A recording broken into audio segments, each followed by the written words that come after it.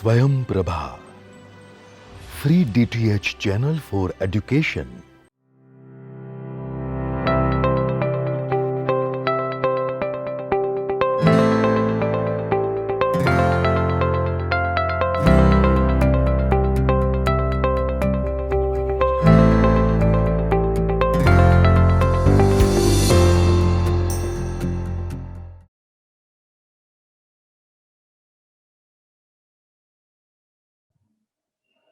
Okay, I'll share my screen now. Then let me go to that note part. Okay, and let's go to first the complex numbers part.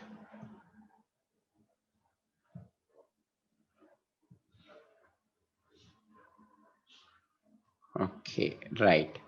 So, anyways, we started we started our video or class with first discussing about complex numbers. Anyway, this is all known to you, right? There are two possible commonly used representations where in one case you use the real part and imaginary part as it is, and in another part you use it using magnitude and phase, correct? So magnitude you would give by, let's say, the magnitude of this vector. If you call it as a, if you look at it as a vector, where j part you are putting on y-axis and real part you are putting on the x-axis. So let that be a here. Then e power j5, and the power of this e power j5 would be giving you the angle of it. So that's how it is. And uh, in addition to what you have been using in the Fourier domain, and also in your electrical circuits and networks, you will see yet another use of effective use of these complex numbers in this course. So that is where you will have some magnetic field generated, particularly in the MRI acquisition case, where there is a strong magnetic field, and then you are going to withdraw the, you create a resonance there. Because of that, magnetic fields will be rotating, and then you will take the pulse out signal, you stop the signal, so it will come back to its original state. During that time you will see, don't worry about the details much here, but it is enough if you realize here there would be a case where there will be rotating magnetic fields which would be decaying. It's like most of you would have played with this tops, right? When you make it rotate, so what would happen, this would be rotating, the axis would be slowly dropping down, right? And then it would be falling down, right? So then it is like if you would be taking the projections of it in 2D plane, most commonly xy, there will be other projections also you'd be taking. When you are looking at that rotating magnetic fields projections on xy plane, so you had there, one thing is on xy it has a magnitude, right? And then that strength is decreasing, and then its speed is you could assume that it is rotating with the same speed, but its strength is falling down. Okay, so that's eventually, if you notice, that is where we are taking all these examples to. Okay, so this has to be very clear to you. This is very very basic thing for magnetic resonance, understanding the mathematics behind magnetic resonance imaging. So you have an initial vector which is of magnitude c naught, and that's rotating. Suppose if it is rotating with a constant speed, so then what would happen? So you could simply consider it is rotating in this xy plane. So far, anyway, from 3D we are taking a projection onto 2D. So here it is very simple. So we started with a first case here, if you notice, where you have a vector of you could still, if you want, you could call it as a vector, except that it's a 2D vector and its coefficients are taken on x and y. Okay, now you assume that you are simply rotating that a on this, okay, but it is rotating with a constant speed. So the question would be, how do you represent that? So what can you do? That you know the value of a, and anytime if you want to give its position, you should know the initial position and then accordingly omega time, if it is rotating at omega radians per second, you just need to know how many seconds it has rotated. You multiply that omega with so many seconds, right? That would give you the value omega times this. Anyway, 2 pi after it is periodic, there is no problem with that, and that's all. So that's exactly what is done here in this expression, if you notice. So what you have done, c of t is equal to, initially it is at magnitude a and at an angle phi in the anti-clockwise direction. So that's, it is represented as a into exponential of j phi. Okay, anytime the exponent of that the power of that exponential would be giving you the angle. So then it is rotate, just the conventions, just to be in line with latter conventions, I have taken here as if it is rotating in the clockwise direction, whereas my angle measurements are in the anti-clockwise direction. So because of that opposite direction here, this turned out to be e power minus j omega t. So is anyone having questions so far on this representation? Because this is a very fundamental, see, this is slightly different, not slightly, it is in fact different from the way we were using complex exponentials for Fourier transform. But anyway, since there is before discussing the Fourier transform, there also you would be using, and also representation of these signals also you would be using, both together you would be using. So here at one stretch I'm discussing about the representation of these fields on xy plane, rotating magnetic fields also. I'm just taking this context to discuss that part as well. Is this notation clear to everyone? Like a quantity rotating in the xy plane, right, with a value of, with a speed of omega radians per second. This is how you are representing it. Is that fine?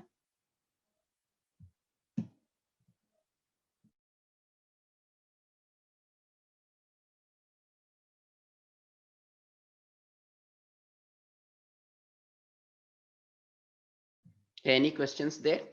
If there are no questions, I would just move on to the next one here. So now one more added one more additional complexity here, where it is not only the angle at which it is not only the position is varying because of the rotating field. In addition to rotation, its magnitude is falling down. It's like yeah, the top, any other name for top, what do you call it? Top only, right? With the kids will play. So which you are making it rotate, right? So then what would happen, for example, imagine you are taking a projection of it onto the xy plane. What would happen then? If you notice, its magnitude also strength, if you can, would be like that position also will gradually coming down, right? If you look at the its projection, that would be varying. So consider similarly here, the strength is falling down. You think of it in that manner. So earlier, this equation,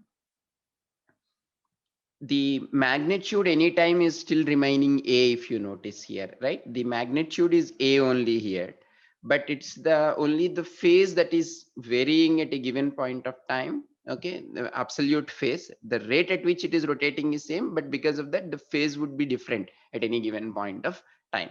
Here this magnitude also you want to bring it exponentially down. So what all you have to do, suppose if it is falling exponentially by a factor of RL, so now it simply gets multiplied by e power minus RLT. So given a time, you know that at what rate this is falling down, you just simply have to multiply with e power minus RLT. Okay. So then anyway, initially its magnitude is C naught here, you could see. Is the cursor also visible in Zoom when I am moving it here? Yes, sir. Okay, then it is fine. Okay, so C naught into e power j phi naught is the position when t equal to 0. So we put t equal to 0 here. These are anyway 0. Then as far as the angle is concerned, this is going to be the same thing as previously. It is rotating at a constant speed. Okay, that's omega radians per second. So what would be this case? E power minus j omega t. Now this whole magnitude also is exponentially decreasing over time by a factor of RL. So that's why it is decreasing. So you have exponentially e power minus RL times t. That's all.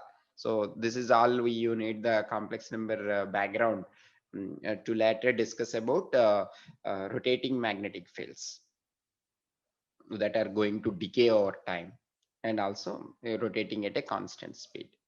If there are no questions from the this conversion is all of you know anyways. I just kept it there for your convenience. Is that clear? Is it clear to everyone? So that I could move on to, then if it is clear to everyone, I'll just move on to Fourier transforms. Okay. Is it a Friday morning 9 o'clock effect? There is no responses. There are not much. Yes, clear, sir. Okay, okay, yeah, good. So what happened here, it should be there. Okay, this here. Okay, right. So now what I thought of giving you is here is anyway, for the continuous time Fourier transform, we have discussed that length, or you had it in your courses DSP, and before that signals and systems. So in fact this is discussed. So what I would do is the notational change would be coming now, again, particularly in keeping in view of what we are going to do in MR. Okay, I made this conscious transformation from omega to frequency here. Okay, and again, I'm not sure whether you heard it earlier or not. So they call the frequency as kx and k space acquisition. They call it k space is nothing but acquisition in the frequency domain. That usually they'll be referring to a k space, the frequency domain space itself. They call it as k space. So first difference that would come here in that case is they will not be using radians per second. They would be looking at all things in, for example, you are giving a RF pulse. Okay, to giving an excitation. So that RF pulse, let's say, what is the frequency of that RF pulse? So they would be talking in terms of frequencies in hertz rather than in radians per second. Once you make the transition from this radians per second to hertz, means at least I felt the relationship looks much better than what it was earlier, because you don't have to this normal. You can also get rid of this normalization factor the moment you are doing this. Uh, you are doing this transition from omega to f. So hope it is clear to all of you, and how you are getting rid of this 1 by 2 pi here. So that's very simple. You want to move from omega in radians per second to frequency in hertz, so per second basically. So that's omega equal to 2 pi kx you would be using. So in place of omega here in the exponent, you would put 2 pi kx. D omega, when you want it, that will be 2 pi times dkx. And as far as this is, omega is varying from minus infinity to plus infinity. So obviously, even if you do a normal by 2 pi here, of course, this would be still varying from minus infinity to plus infinity. So this is the expression that you would be getting now. F of x equal to kx equal to minus infinity to plus infinity. F of kx, that's the frequency domain in the, again we will be calling it as kx space. Just later you will be going to 2D. So one you call it kx, another you call it ky, and then yeah, it would be more convenient than using t here, xy, because we are in images, there are in spatial domain. So this being 1D, I just kept it as f of x here. So later it should have been clear to you. We would be using f of x comma phi there. So we are acquiring, or we are having the information in the xy spatial domain. So f of t, x of t, we are writing that instead of that as f of x. X of j omega, you would be calling it as f of kx. Yeah, j also, again, this is just a notational convenience. We are using j. You could if you want, you could retain, but I'm just following the notations that are commonly used in that field. So I just dropped that. J also doesn't really matter. By this, you are anyway, at the end of the day, you are representing this, and this j has nothing to do with this expression, as you all know, right?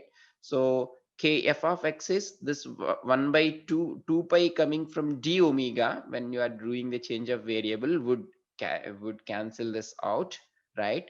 And so this is the expression you are getting there.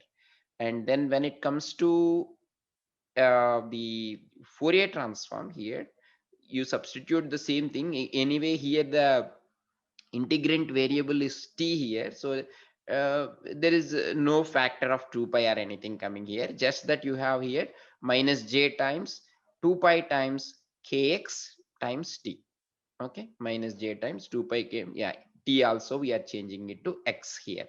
Okay, the f of x instead of writing it as x of t.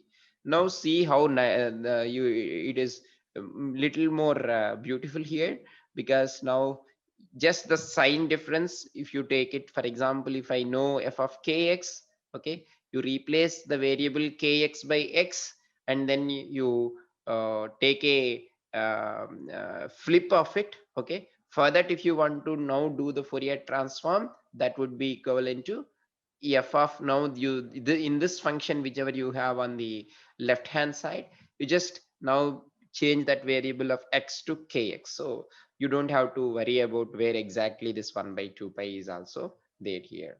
By the way, just for the just to point out, this is also something, if you recollect, we start with either one, or you can start with either this x of t equation and then derive this x of j omega, or you could start with x of j omega and derive the expression for x of t.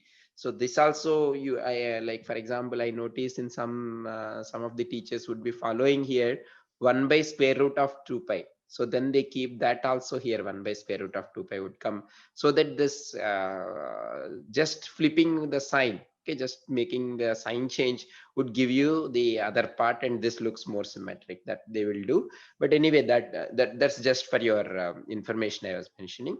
But that problem itself is altogether not there here the moment you are moving from the omega space to the frequency in hertz space, which we are further calling it as k space. So if it is a just 1D, you call it kx multiple kx ky. So is that clear to everyone so far? Or any question here? Any comments here? Clear. Yes. Yes, Muhammad.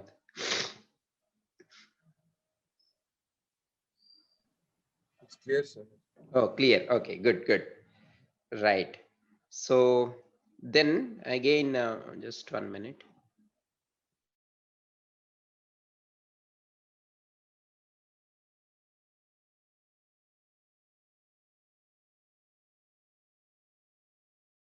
Yeah. So if you recollect even from earlier DSP course, this is one of the very important properties that we would always keep it in mind, is most of the times the signals are real. So what is it that you could, when the signal is real, what is it that's going to happen for the frequency spectrum? Okay, this, by the way, when you are writing it as the fx, you could simply call it as frequency spectrum of f of x also. So what is that when your f of x is real? So one thing is, your frequency spectrum has the property of complex conjugates, where if I tell you the frequency at let's say I'm now writing it as kx, so that let this value be k naught, where k naught being positive value. If I tell you there the value is a plus jb, I would already know what would be the value at minus k naught here. What would be that value is, this is not at all difficult. You just, I'm sure you all remember it. You, f of x is real, so f of x is equal to f conjugate of x, right? So then based on that simple property, you could figure out, taking the Fourier transforms also should be f of x, whichever Fourier transform you are getting, and f conjugate of x, the Fourier transform what you are getting for f conjugate of x should be same. So if you use that property, okay, those of you who already are clear with it, it is fine. Otherwise, you just give it a try. You will have this again in Oppenheim as well. So if you could not do this derivation, just refer to that. So what would happen then at this minus k naught? It would be equal to a minus jb. So the real part would remain same, and and it's the sorry, complex conjugate, it's the imaginary part that would be changing its sign. Okay, actually this in fact is clearly there here itself. So let's say if you look at this, and you could write it as real and imaginary part.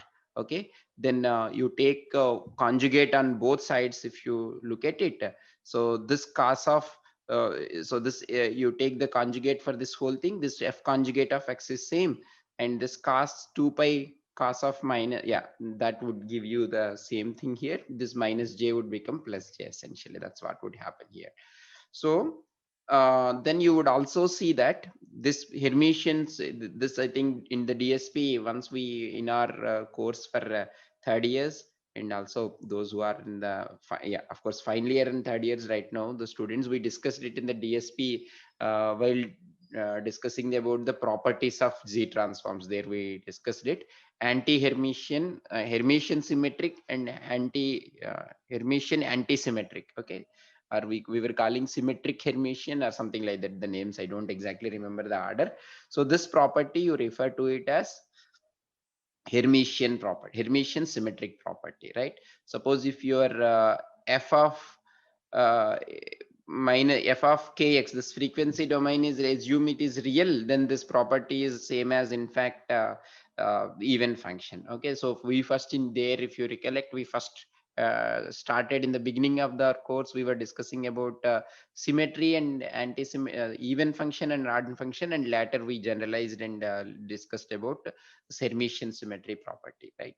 So additionally, one more case here, what would happen when you have a imaginary function here, your f of x now for some reason, okay, which we could be helpful later perhaps, is in the normal cases this will be real, but suppose if this is going to be an imaginary function, the exactly opposite would happen there.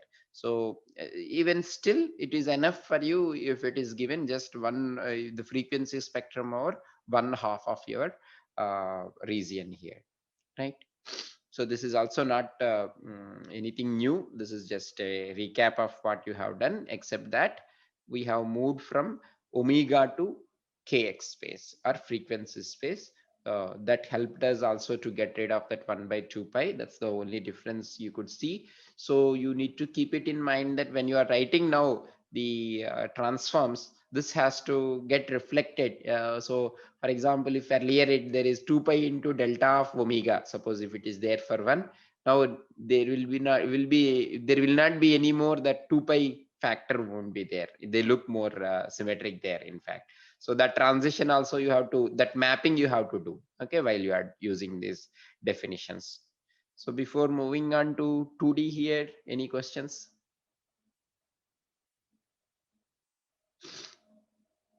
No questions? Friday class is a very quiet class, goes smoothly without questions, without much excitement. Good. Okay. Right. Now we are making transition into 2D case. So what we did, 2D, perhaps I'm not sure whether you have come across the 2D Fourier transforms explicitly. We have not discussed. I think at least in DSP course we have not discussed, but very likely you might have come across it in some other image processing related course if you have done. So what would happen here? It is just this function is f of kx comma ky, right? Maybe I would just copy this, and maybe I could write something also if that is required.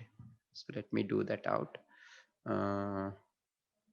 Where am I? This is okay, in the medical imaging itself. I would copy that. Okay, yeah,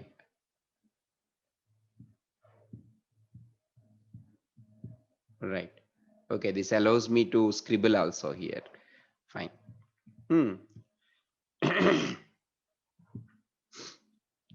Right. Now what happened? Your function is a 2D function, and earlier you just had e power j 2 pi kx into x. Okay.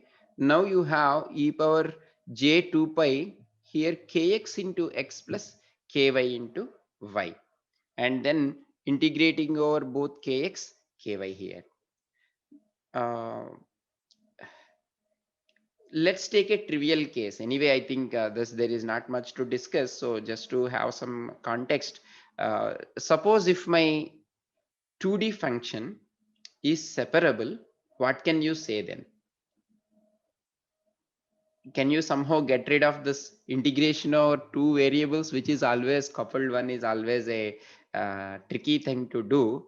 Assume that I could write, I'll be more specific here. Assume that I could write my f of kx comma ky. Okay. Assume that my Fourier transform, I could write it as f subscript x of kx multiplied by f subscript y of ky. Then what can you say about it? Can you somehow transform it into a 1D case and tell that? What would be now? Yeah, I think this is not a good starting point. It's because you have what you have in your hands is in fact f of xy, correct? So we started at a, means that's also we could do, but I think the better one would be to start with f of xy. So let me write it in that manner. Okay, so suppose if a f of xy, I could write it as f subscript x of variable of x only. Okay, new function f subscript y. So what can you say now? The Fourier transform of kx comma ky. Maybe I'll off my camera because it looks yeah, I'm keeping this close. Yeah, is my question clear to you? So I am writing this as a separable function in x and y. So then somehow, so how can you then express f of xy? Is it possible to express it in terms of the Fourier transforms of these two functions? That's the question. f of kx into f of ky. F of f yeah, be precise. Yeah, you understood it, but just give the same similar notation now. F, capital F. You are right. Capital F of kx into capital F of ky. Is that good enough? What is this f of kx then? Yeah, just you have to figure out the notation. That's all. You are there.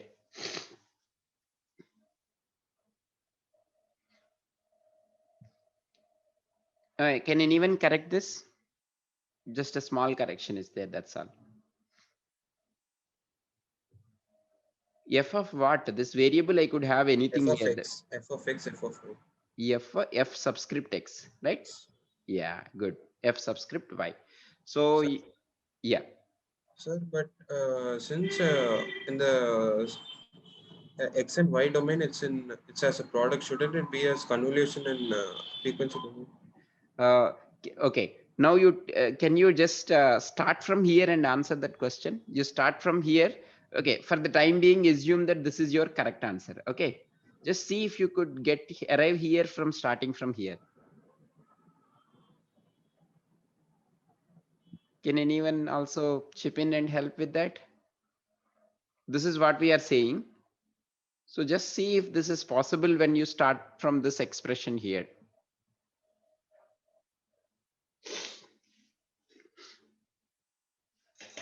Nobody sees anything there. So we can club the fx of x integral with this thing. That's all. The e power That's all correct. minus j2 So pi k. you see, the moment this is separable here like this, you could write it as x varying from minus infinity to plus infinity, f subscript x of x into what should you multiply it with? E power minus j2 pi kxx Right, into into dx dx. multiplied with same thing in terms of y. Is it not? Yes. Is everybody clear with this? So now this is nothing but earlier definition itself. This would be equal to f subscript x of kx. Okay. Then this would be f subscript y of, if you want, I could write kx also. There is nothing wrong in it. Is that clear to everyone? So if your function is separable in terms of x and y, you could, in fact, it's enough, even though the original function is 2D, you could again doing a 1D integrations or finding out Fourier transforms for each of those functions is good enough. Is this point clear to you? Is it clear to everyone? Anyone have any question? This is again a very important property.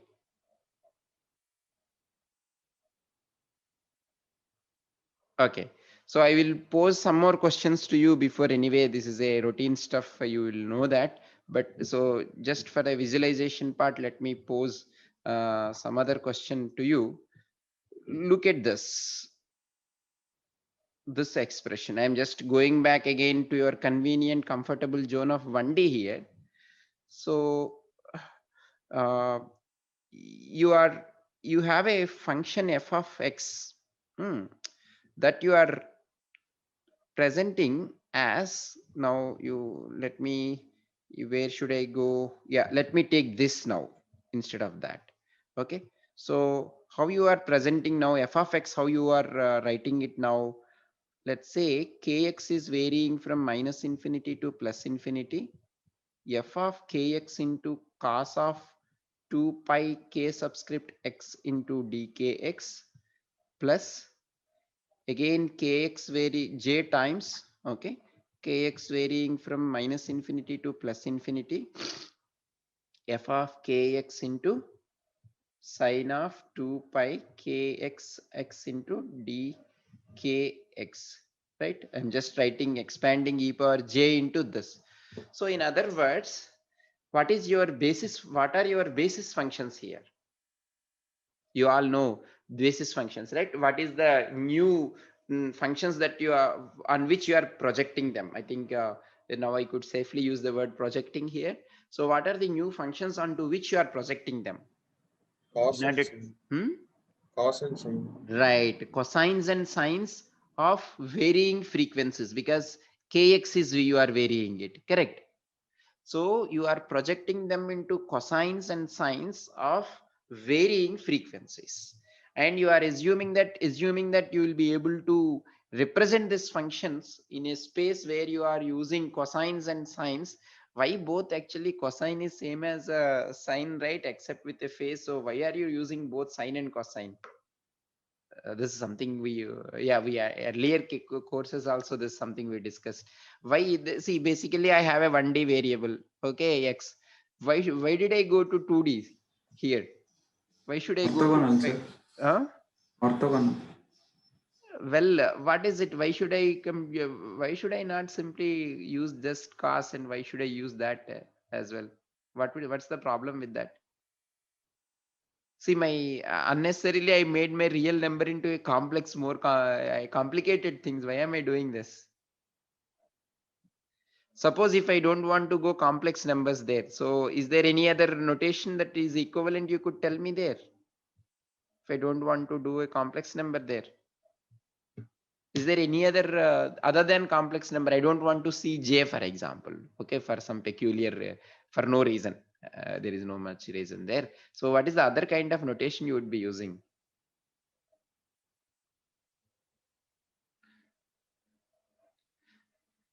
So for example, okay, maybe I myself will give an example. I just want to use only this because I see that these are two related. So my f of x is sin x.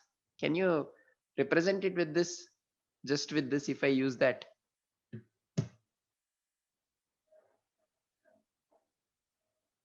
Is it possible if I am using just the first term there? My f of x is sin x. So we can write sin x as complex exponentials also. Yeah, no, my question here is, instead of using this complex exponential, which is real and imaginary, yeah, this is not very relevant, but still I think clarity is important. So I'm just putting it again here. So suppose why we are using 2. Suppose if I don't want to use a complex exponential here at all, what is it is equivalent to? Let's say, is there any other notation that I could use, for example?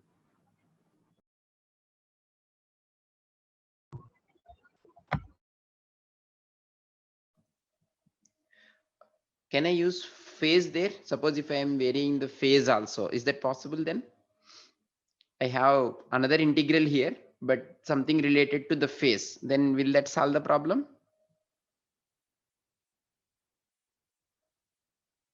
So your question is not clear. Yeah, I understand. No, okay, right, correct. See, No, sir. when you are trying to represent a Correct, yes. function, you see, this function, you could always write it as a combination of even and odd functions, correct? Any given function can be written as a combination of even and odd functions. Yeah, we are not for the time being bothering about the exceptions here. So that's why you need both in your thing. Suppose this, what I have given you is an odd function, right? uh, Odd or even, the sign of x is an odd function, so you won't be able to represent with just one. So if you want, you could have a phase term also there, and then if you give a phase shift to an even function to cosine sinusoid which is even, that would become odd there once you give the phase. So while writing it as a linear combinations of sines and cosines, instead of explicitly making the phase as one of the variables, to deal with it, you are simply moving into the real and complex. So that's how you are doing it. Is it? Hope I made some sense. No, sir, I didn't understand how you'll eliminate. Without J, I don't think so it is possible. Which one? Without J, how you'll write the expression? With Yeah, just yeah. the So that's cos. what. See, suppose if I okay, I think I myself complicated things a bit. So let me now try to come out of that. Kx into x plus, suppose I have some phase also. Okay, this again, suppose, see, this is all what it is doing is, how do I get from here to here? A sign difference would bring me from applying a phase shift would bring me from cosine to sine, is it not? Up means Yes, sir. give, yeah, right. So although you have a imaginary part, essentially what you are doing here is, on one side you are varying your frequencies, okay? So or you have, so you have, for example, cosines. So this you are letting it to have variation in phase also. To capture that variation, you are capturing that variation of phase here by simply writing sine of 2 pi kx into x here.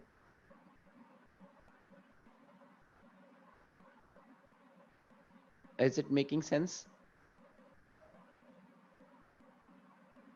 In that case, phase is a complex number.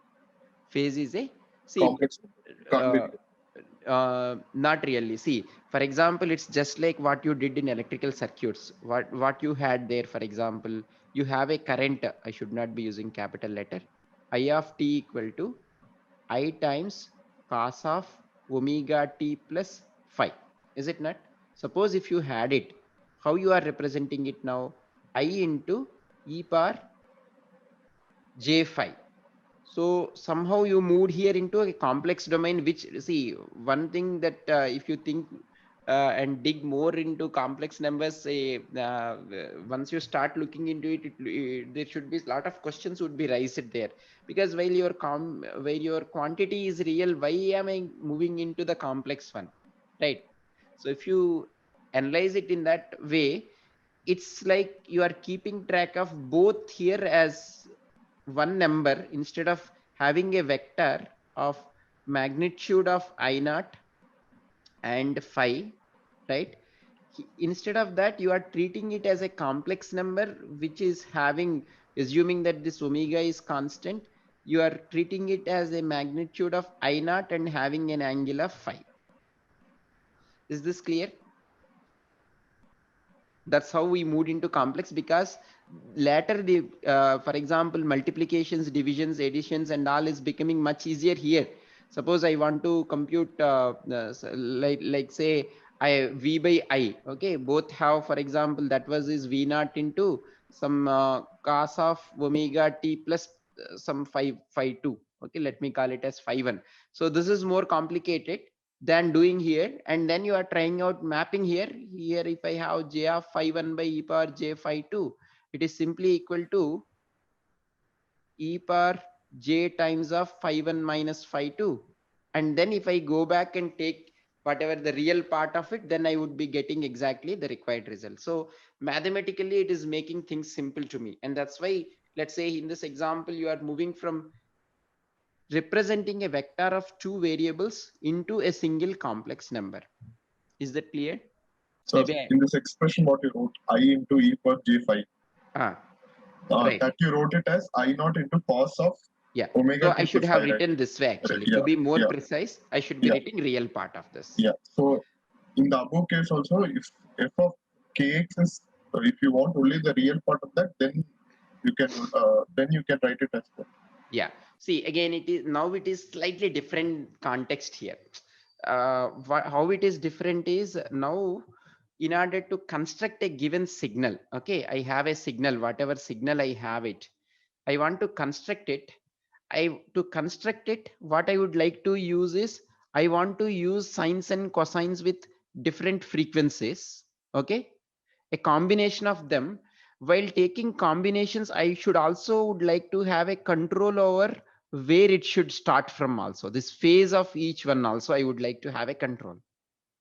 So there is here one, on one hand I have frequency, okay, and of course the amplitude of that, and then the phase of it. So there are these two variables, just like here when you had two variables, here you are moving for your convenience to complex numbers.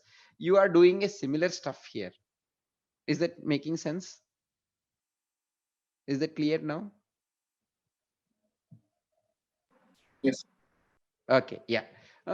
So so that's why you could think of it as, I mean, I'm just trying to give some shed some light on why you are using like from real to imaginary, that is coming one, and how these two are related as well. In a way, this is equivalent to having, it is equivalent to representing a given signal as a linear combinations of a sinusoidal wave, and not, you not only would like to vary the frequency of it, but also you would like to vary the phase of it. So already there are two variables here. That's why you got in the complex number representation also, you have a plus jb in its equivalent representation. Okay.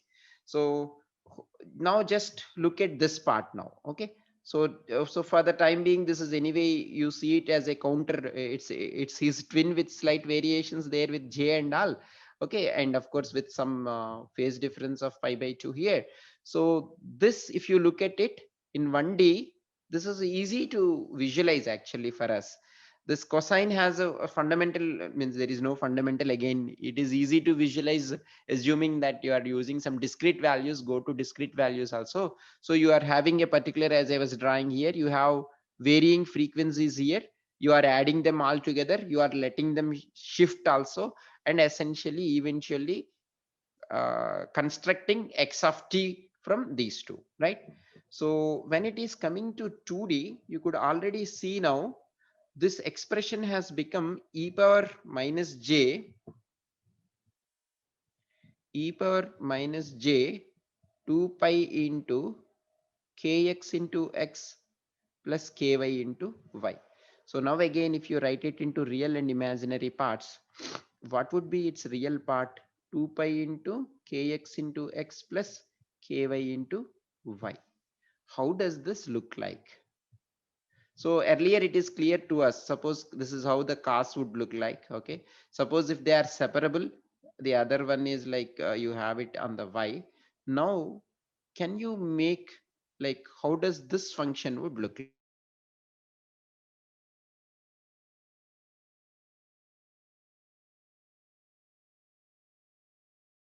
Any like, so maybe I will be more specific in the question. um, I would give you the kx value. So do you, can you already visualize, for example, if I give k, for the time being we start with kx equal to ky equal to 1. Okay, so I give you, for example, the original expression is cos of 2 pi into kx into x plus ky into y. Will this function be, suppose take a special case of kx equal to 1 and ky equal to 1, cos of 2 pi into x plus y. So How do you draw it in the first place? So we would again, what could be different possible ways you could visualize this? How can you visualize that? Is 2D good enough? So there will be two impulses in x and y axis. No, in no, spectral no. I'm not talking about any frequency response of it. Just how do you draw this? That's all I'm asking. It like So in it will time be a domain. wave plane fully. Right. So the values will be in 3D, right? Wave plane of Exactly. fully. Right. The third dimension. Yes, that's right. So I could use some surface plots, okay, or where it is in 3D. But any other way other than surface, we have seen the another representation also, other than this surface. How could you represent them?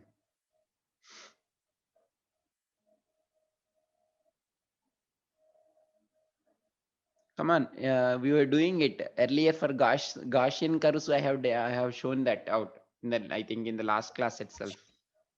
What is the other way other than using surface plots for plotting it? Contours. No, no, sir, not contours. There is another way. I don't want to use surface plots. So what is the other way? I could plot it. mesh. No, So those lines, contour lines. Phaser, sir. no. It's just use intensity to show their values. Is it not Oh, possible? heat maps. No, nothing. You just compute it. Yeah, you show this value by intensities here. Okay, don't you remember the Gaussian kernels we were showing? For example, gradient in the x direction. We see image is 3D, is it not? See, you had I of x comma y. We are still showing it in 2D. How we are showing it? X comma y. The value we are scaling it from 0 to 255 and plotting it. Is it not? So similarly, can we not show here the say in a similar lines?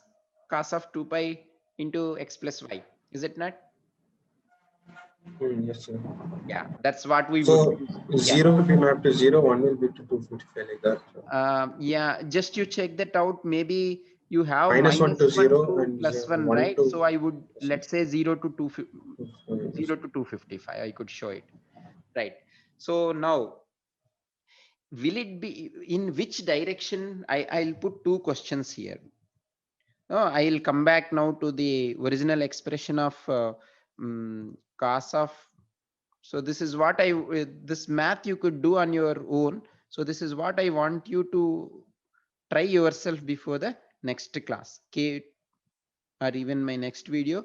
You first give it a try yourself, then only you look into even other sources in the net, because this I'm sure you will you would like the results. This is something that you could definitely do yourself, and once you do it, you will never forget that once you do it on your own. First thing is this periodic for a given kx and ky?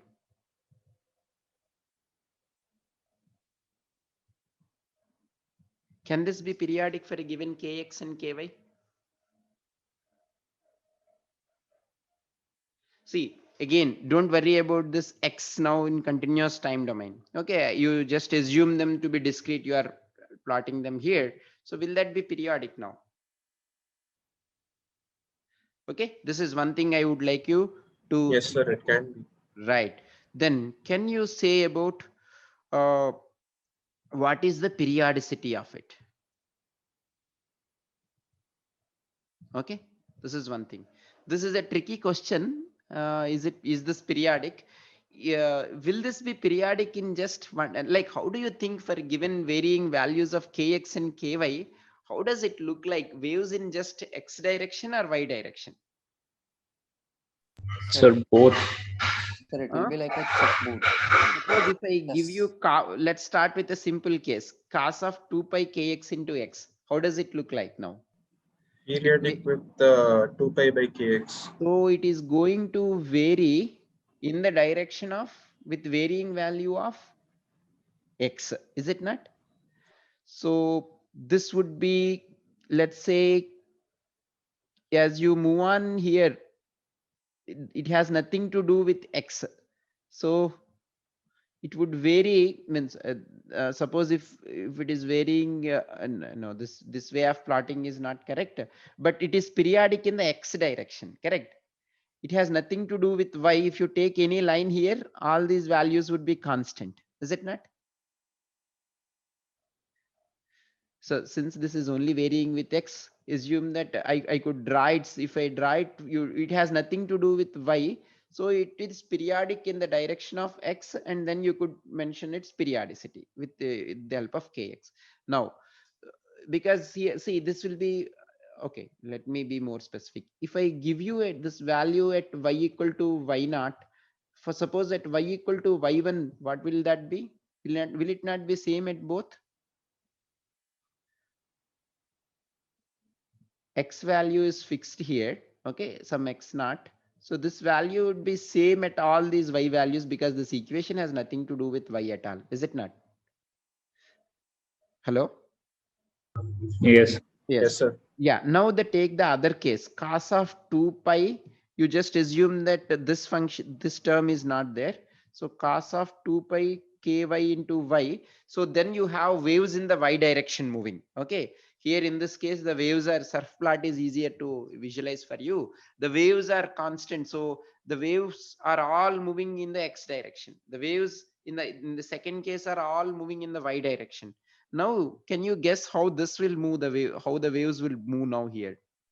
So it will be like a chessboard, like I mean, like at a with varying intensities in y and x both. Like, So how does that wave look like? Can you tell me?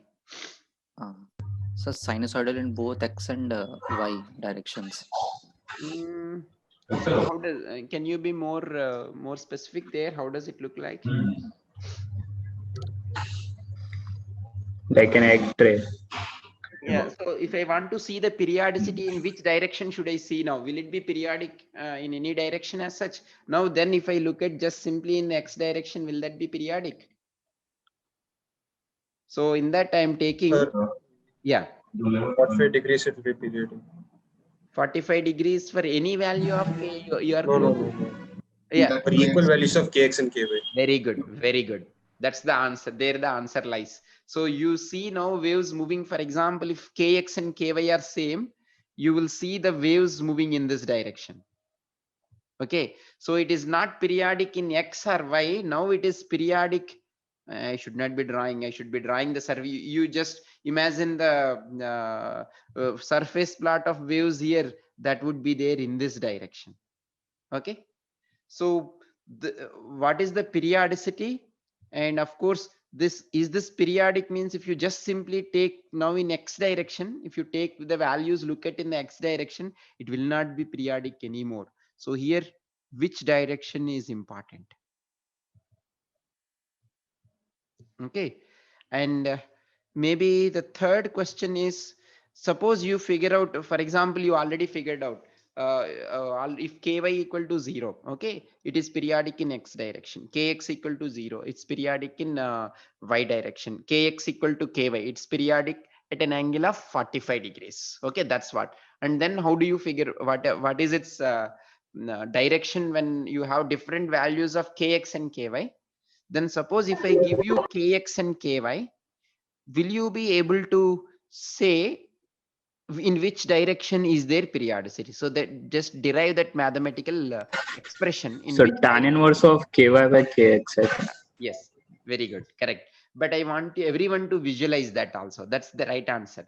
But I want every one of you to work it out yourself. Don't means this is not difficult. You will get some kick working it out, because yeah, then you will remember it also well. So you do that, and then can you say what is the periodicity? That's also, can you say now in that direction? What would be the periodicity? This also you think about it. Okay, these are the questions. You just all the raw materials that are required to answer these questions, you already know it even before joining into the btech itself. With your +2 knowledge itself is enough, but you have to nicely construct or stitch everything together to take a look at this. So this is what I want you to experiment before listening to the next video lecture. Also I would maybe if yeah, otherwise if I won't be making any video lecture, then we will discuss that right away in the Zoom class, next Zoom class. But these are the questions I want you to ponder over. This gives you a lot of appreciation for the way you are constructing an image, particularly while using these 2D transforms and everything. So otherwise, this all will look pretty abstract. Okay, so think about these things. Okay, hope I'm clear on what you need to figure out.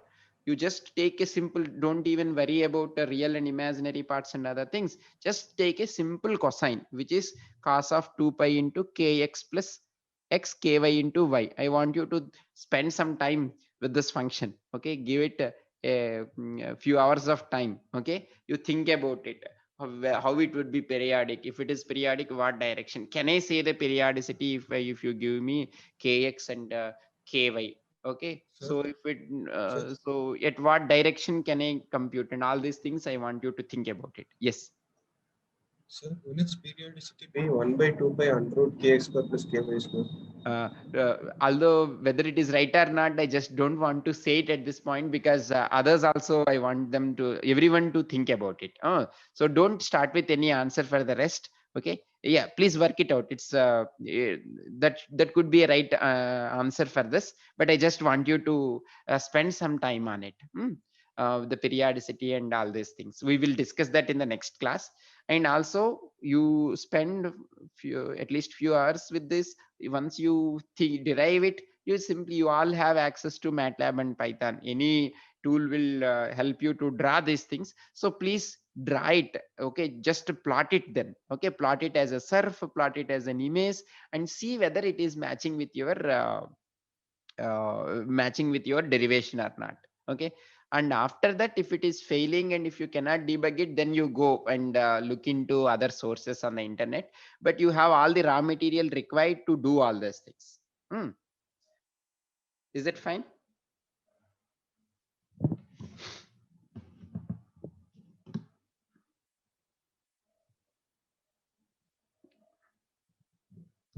Okay, then I think we will stop here. This time is up now. Anyway, I have one more meeting also at 10 o'clock, so I'll stop here. Hope it is clear to you. You please do that exercise. And anyway, we have not also covered the Fourier transforms computation also for 1D. That also you finish. Okay, particularly that e power minus x square. I'll just end my class with giving one clue. You multiply. So can anyone already tried it and tell me how you compute the Fourier transform of e power minus x square? It's not going to be trivial. So how did anyone? Multiply with e power minus pi kx Right, square right. and divide as well, and then take it inside the integral and form a power square term of the exponential there. Right. Then just change the variable. Then we will be left with an integral. That integral will be a Gaussian with Very good. mean Very zero good. variance 1 by 2 pi. So Very it's good. integral Excellent. will be 1. That's all. So that's that's exactly the procedure you need to follow. I slightly rephrase what he is mentioning. So the moment you have e power minus x square term, what's the big problem that you are facing there? Your limits are from minus infinity to plus infinity. So you can't really do much with it because it is undefined, or its value, at least at e power minus x square, I think when x is at minus infinity, there is no problem. Plus infinity, you don't know it. So the trick is e power minus x square, you take 2 times that. Okay, integral, you could change the variable name. So it could be, for example, next time it could be y square. So you are multiplying it. So you have e power minus of x square plus y square, right? Now you do the change of variable as Davian was mentioning. So x square plus y square, you use r and phi representation. So changing it from minus infinity to plus infinity at each value of x and y.